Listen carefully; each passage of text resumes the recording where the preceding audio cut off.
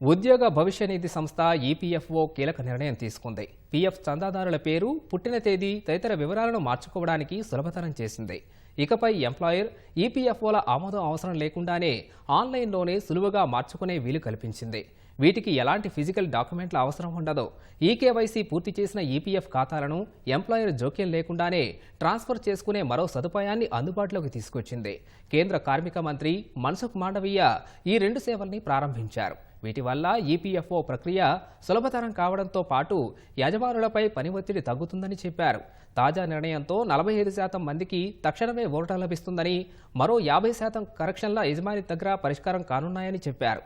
ఉద్యోగం మారినప్పుడు ఈపీఎఫ్ ఖాతాను సులువుగా ట్రాన్స్ఫర్ చేసుకోవచ్చు. ఈకేవైసీ పూర్తయిన చందాదారులు ఆధార్ ఓటీపీ ఎంటర్ చేసి యజమాని జోక్యం లేకుండానే ట్రాన్స్ఫర్ చేసుకోవచ్చని మాండవీయ తెలిపారు. బ్యాంకింగ్తో సమానంగా ఈపీఎఫ్ఓ సేవలను అందించడమే లక్ష్యంగా అనేక చర్యలు చేపడుతున్నట్లు మంత్రి వివరించారు.